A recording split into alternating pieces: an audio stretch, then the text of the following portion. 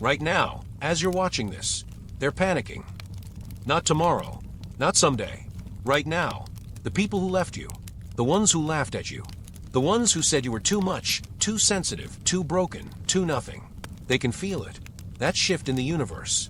That moment when the person they underestimated woke up and you clicked on this video, which means it already started. Welcome.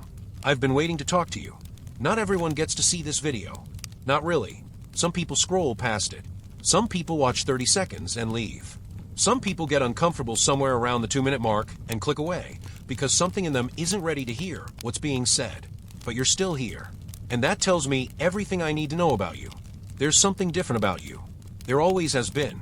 Most people move through life on autopilot, collecting experiences without ever stopping to ask what those experiences mean, what they were for, what they're supposed to become.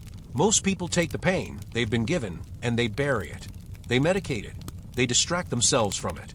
They build entire identities around not feeling it. But you're not most people. You've always sensed that there was something beneath the surface of your suffering. Some reason, some purpose, some destination that all of this was pointing toward. You couldn't always articulate it. Some days it felt like delusion, like wishful thinking from someone too afraid to accept that pain is just pain and loss is just loss. But the feeling never went away. And now you're here, which means you were right all along. Let me ask you something. Have you ever felt like your life was harder than it should be? Like you were carrying weight that other people don't seem to carry? Like you loved more, felt more, sacrificed more, and somehow got less in return? Like the universe kept testing you, over and over, while others coasted through life untouched. Have you ever watched someone mediocre, someone you know deep down has less to offer than you, less depth, less integrity, less genuine care, succeed effortlessly while you struggled? Have you ever done everything right and still had things fall apart? Have you ever given everything you had to a person, a relationship, a dream, and had it taken from you anyway? And in those moments, in the aftermath of those losses, did anyone ever sit down with you and say the thing that actually needed to be said? Probably not. Because what needed to be said is not comfortable. It's not something people tell you at your lowest moments. It's not something they teach in school or post on motivational calendars. What needed to be said is this. That is not a curse. That is a selection process. Think about every story of greatness you've ever heard. Every person who changed the world, who built something real, who became undeniable. None of them had easy beginnings. Not one. Alexander wept before he conquered. Every great leader in history was first forged in failure, exile, rejection, or loss. The most impactful artists were the ones who had survived something. The most magnetic human beings in any room are never the ones who had it easy. They're the ones who went through something and came out the other side with something that can't be faked. You know what that thing is? It's called depth. And depth cannot be purchased. It cannot be shortcut. It cannot be inherited from comfortable circumstances or manufactured from a life that never challenged you. Depth is earned, in the dark, alone, at your lowest points, in the spaces between the person you were and the person you're becoming. The ones who were truly chosen for something greater were always the ones who suffered first. Not because the universe is cruel, but because the universe is preparing.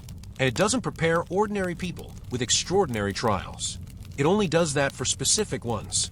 The fact that you've been through what you've been through, the betrayals, the loneliness, the moments where you lay awake at 3 a.m. wondering if any of it would ever make sense.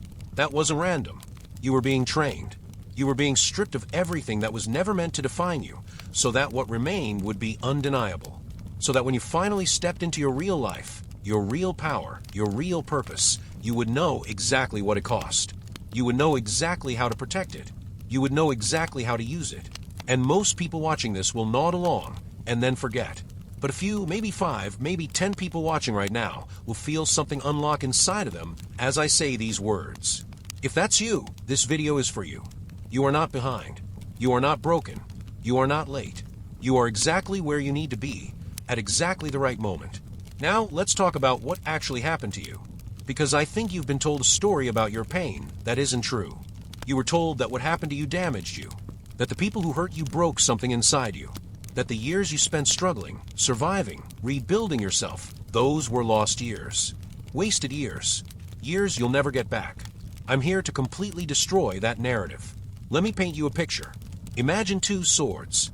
One was crafted in a factory, stamped out quickly, kept at a comfortable temperature, handled with care throughout the process. It looks like a sword. It has all the right dimensions. From a distance, it seems perfectly fine.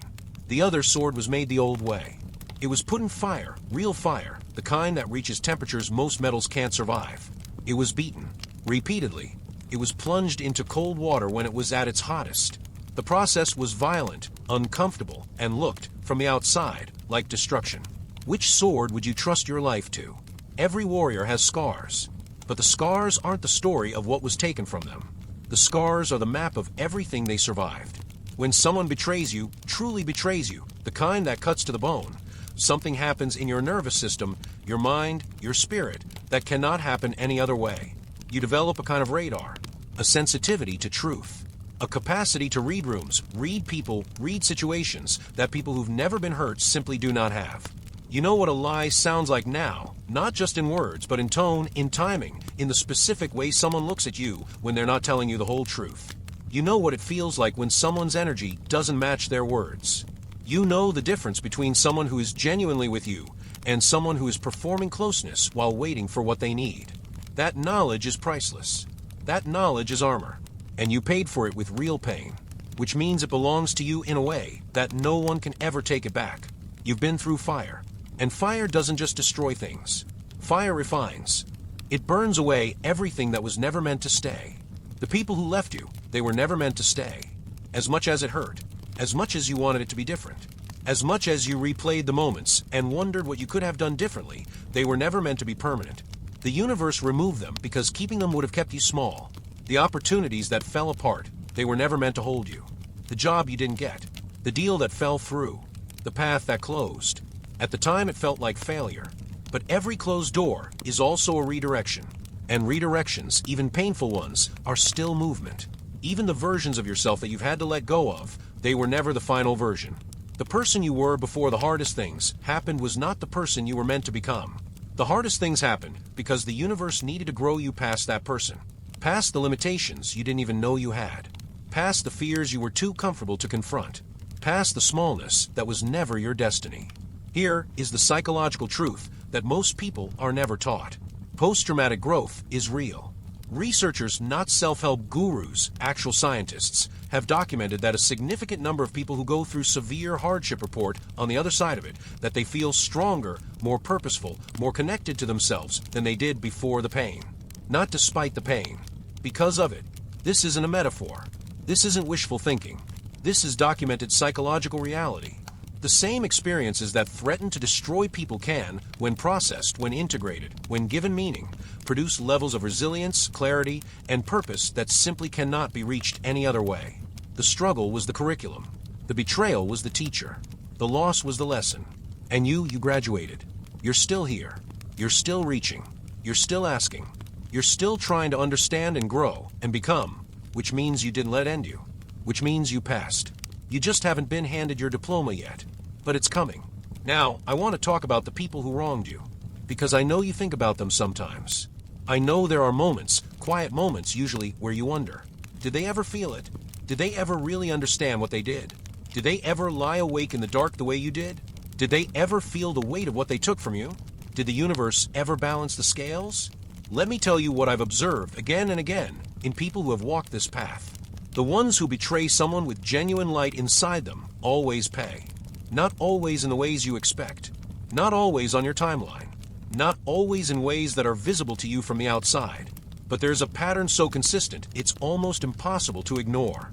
When you abandon someone who is truly trying to love you, grow with you, build something real with you, and you do it through deception, through cruelty, through casual dismissal of something precious, a certain kind of heaviness follows you. It shows up in the relationships they build after you. The same patterns repeat. The intimacy they couldn't access with you is still inaccessible because the problem was never you. It was their capacity. And they took that capacity problem with them wherever they went. It shows up in the quiet moments. In the 3 a.m. thoughts that won't let them rest. In the nagging sense that they made a choice that cost them something they can't fully quantify. People who betray genuine love don't forget it as easily as they pretend. The performance of indifference is just that, a performance. It shows up in their trajectory. The person who chose shortcuts over integrity, who chose the easy path at the expense of someone who deserved better, finds that shortcuts have diminishing returns. That the thing they gain through betrayal doesn't sustain them the way they thought it would. That what looked like a win from the outside is emptier on the inside than they ever imagined. Some call it karma. Some call it consequence. Some call it the natural result of choosing smallness over integrity. I call it the weight of the wrong decision.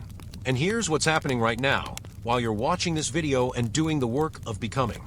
They are standing still, or they're moving in circles, or they're watching your life from a distance, through social media, through mutual friends, through the invisible thread that connects people who were once close, and something is shifting in them. Something uncomfortable. Something that looks like regret dressed up as indifference. Because the shortcuts they took, the easy betrayals they committed, the version of you they threw away, those choices have a cost. And that cost collects with interest.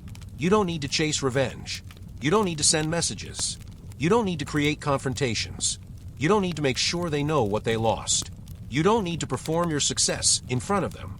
You don't need to manage their perception of you in any way. Because the universe is doing that work for you. Your only job is to become so undeniably yourself that the proof is written into the life you're living. That is the most powerful form of justice there is. Not anger, not retaliation, ascension. When they see who you've become, and they will see it, the recognition on their face will be worth more than anything revenge could ever give you. You won't have to say a word. Your life will say it for you. The most powerful thing you can do right now is not to look backward. It's not to plan your response. It's not to wait for the moment when you get to prove them wrong. The most powerful thing you can do right now is turn completely toward your own life and build it with everything you have. Let me pause here and acknowledge something. The journey we're talking about, this path from betrayal to becoming, it can feel profoundly lonely. And a lot of that loneliness comes from the fact that most people around you don't understand what you've been through. Not because they're bad people, but because they haven't been where you've been. The ones who haven't had their foundations shaken don't have the vocabulary for it. They say things like, just get over it, or stop living in the past, or you need to move on, as if healing were a light switch. As if the kind of losses we're talking about were minor inconveniences rather than events that fundamentally restructured your understanding of yourself and the world. They mean well, usually, but their advice doesn't land, because they're speaking from a place of comfort about a territory they've never entered. And so you learn to carry it quietly. You learn to present a version of yourself that's easy for others to be around. The version that smiles at the right moments. That changes the subject when it gets too real. That has learned exactly how much of your truth you can share before the room gets uncomfortable. While the real conversation, the true conversation about what happened, what it cost, what it means, what you're still working through, stays locked inside you. And that silence has its own weight, doesn't it? There's a particular kind of exhaustion that comes from being more complex on the inside than you're allowed to be on the outside. From living in a gap between who you actually are and who you're performing for the people around you. If that resonates, I need you to know something. You are not alone in this. There is an entire community of people who watch this kind of content, who are doing this kind of inner work, who have walked through fire and are on the other side of it, who understand the specific loneliness of being someone who feels deeply, who is hurt deeply, and who is committed to rising anyway. People who have sat in the exact silence you've sat in, who have had the exact unspoken conversations that you've had with yourself at 3 a.m., who have felt the exact gap between who they are and who the people around them seem able to see. The comment section of this video, that's not just a comment section. That's a gathering place. Drop a single word below this video, just one word that describes where you are right now in your journey. Rebuilding, rising, awake, ready, healing, becoming, survived, whatever it is. And watch what happens. Watch who responds. Watch the connections that form between people who have never met but who recognize each other instantly because they've been through something similar. Because they speak the same language. Because they are, without ever having been in the same room, part of the same story. Because you were never meant to do this alone. The people you're meant to do it with are out there. Some of them found this video the same way you did. Some of them are sitting with the same questions. Some of them are just a comment away. I want to say something that might make some people uncomfortable, but I think you're ready to hear it. The world, the systems, the structures, the narratives that most people absorb from schools, from workplaces, from social media, from the culture at large, were not designed to help people like you flourish. They were designed to produce compliance. Think about what most educational systems actually teach. They teach you to sit still, to follow instructions, to give the correct answer rather than the honest one. to perform competence rather than develop genuine understanding, to fit your experience into the categories that already exist rather than to question whether those categories are adequate. Think about what most workplaces actually reward. Not the person with the most original thinking, not the person with the deepest integrity, not the person who sees around corners. They reward the person who is most comfortable with the existing hierarchy, who doesn't ask uncomfortable questions, who delivers what is expected, and doesn't trouble the system with their complexity. Think about what social media actually does to people who feel deeply. It takes the most nuanced, most complex, most irreducibly human aspects of your inner life and asks you to compress them into content, to turn your pain into a performance, to transform your growth into a brand, to measure your worth in metrics. These systems were designed to take people who feel deeply, who question things, who have a different relationship with truth and meaning, and sand them down, flatten them, make them manageable. And when someone like you refuses to be flattened, when you keep feeling things intensely, keep asking questions, keep sensing that there's something more, the system labels you as difficult, as problematic, as someone who doesn't play well with others, as someone who needs to be managed, medicated, or simply tolerated. Here's the reframe. You don't have issues. You have awareness. The discomfort you feel in environments that don't honor your depth, that's not a psychological problem. That's a calibration signal. It's your internal compass telling you that you are in the wrong room, with the wrong people operating under the wrong story about who you are. And a compass that points toward truth will always feel disruptive in a room that has decided to ignore it. The sensitivity that made you a target for other people's carelessness? It's the same sensitivity that makes you capable of genuine connection, genuine creativity, and genuine contribution in ways that people who have never been hurt cannot access. The intensity that made you too much for people who couldn't keep up? It's the same intensity that will make you unstoppable when it's finally pointed in the right direction. And the fact that you've been told repeatedly that there's something wrong with you, that's not evidence that they're right. That's evidence that you threaten something. People don't work hard to suppress things that don't matter. They suppress things that do. You matter. Your perspective matters. Your particular way of seeing and feeling and processing the world matters, not in spite of its complexity, but because of it. And anyone who has ever made you feel otherwise was operating from their own limitations, their own fear of depth, their own discomfort with authenticity, their own investment in keeping you small enough to be manageable, not from any accurate assessment of your actual worth. Now, I want to talk about where we go from here. Because recognition is powerful. Understanding is powerful. Reframing the past is powerful. But at some point, and this point comes for everyone who does this kind of work, the internal shift has to translate into external reality.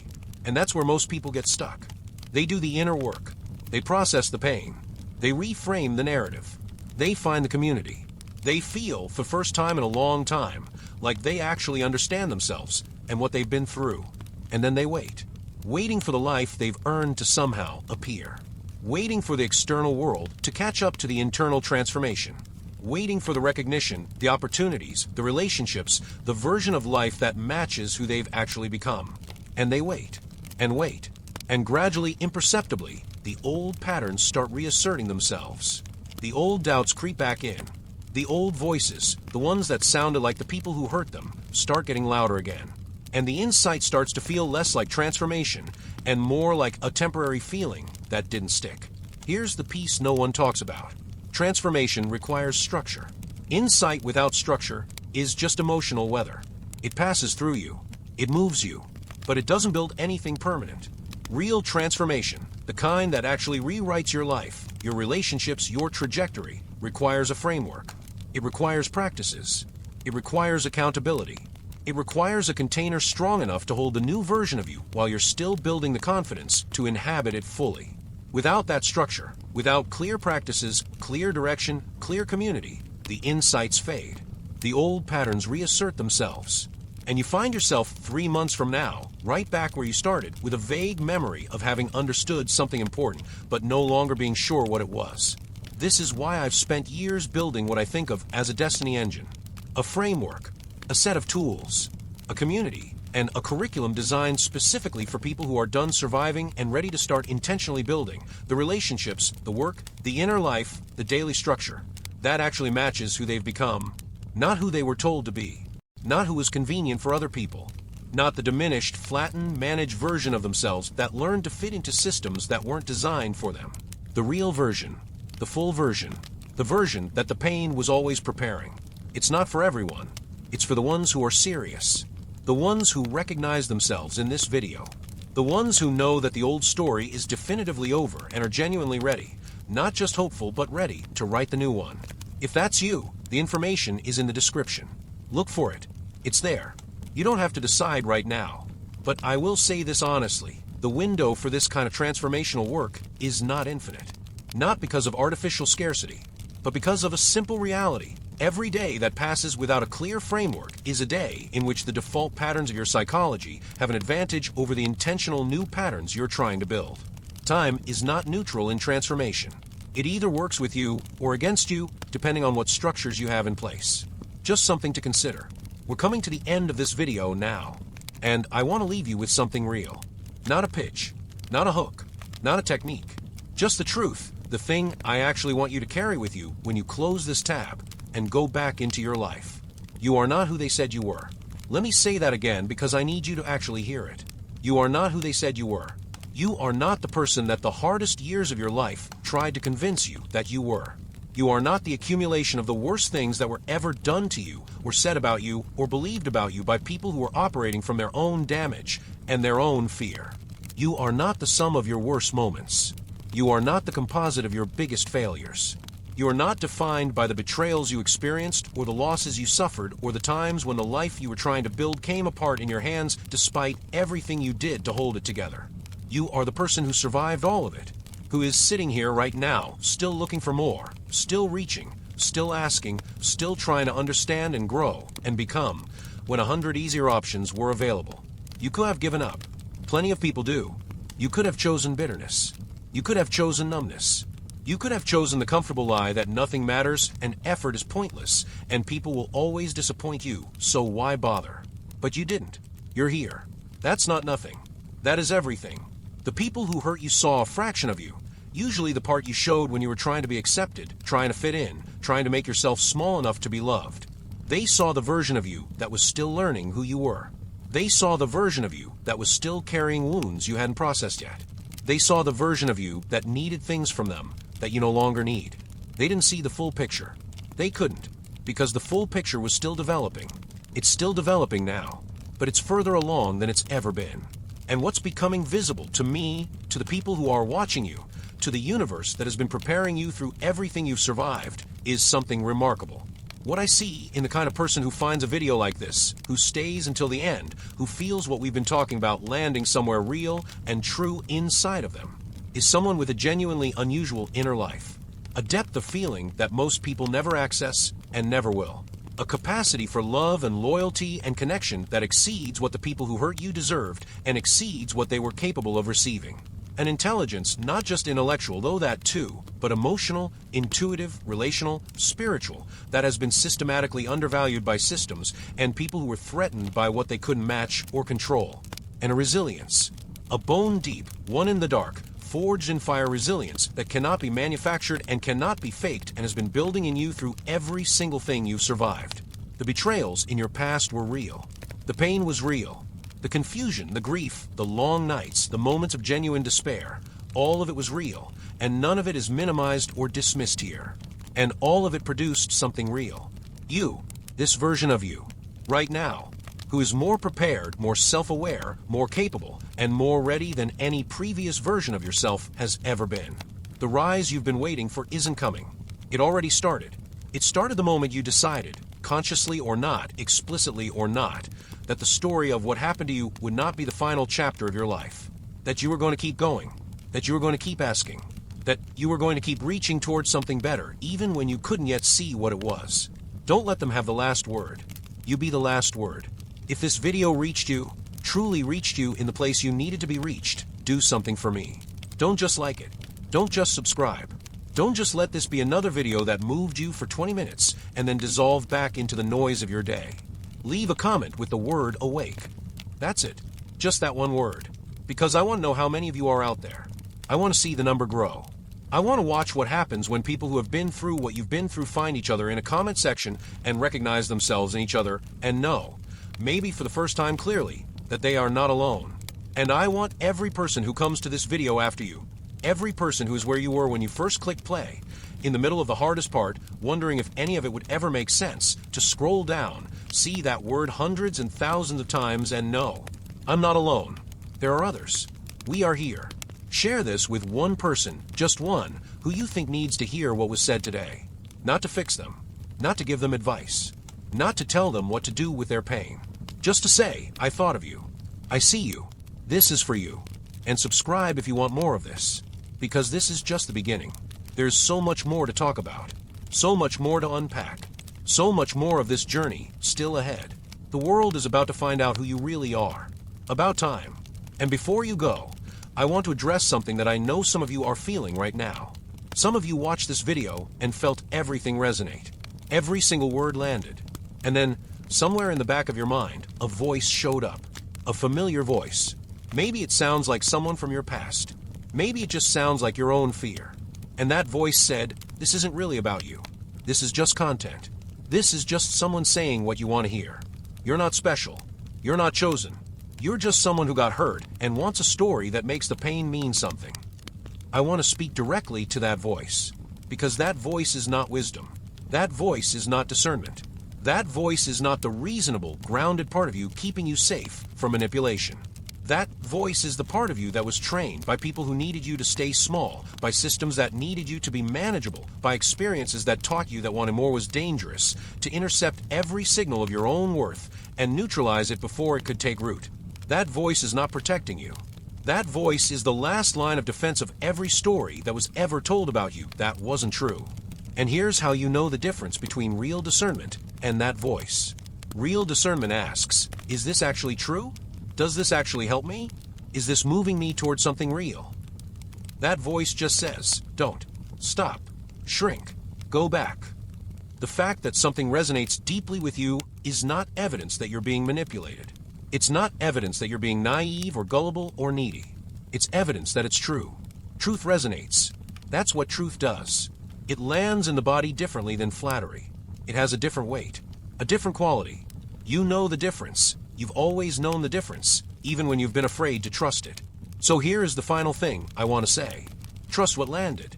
Not because I said it. Not because it felt good to hear. But because somewhere in you, you recognized it. You recognized the map. You recognized the terrain. You recognized the description of a journey you have actually been on. That recognition is yours. It was always yours. It didn't come from this video. This video just gave it language. And now that you have the language, you can start using it.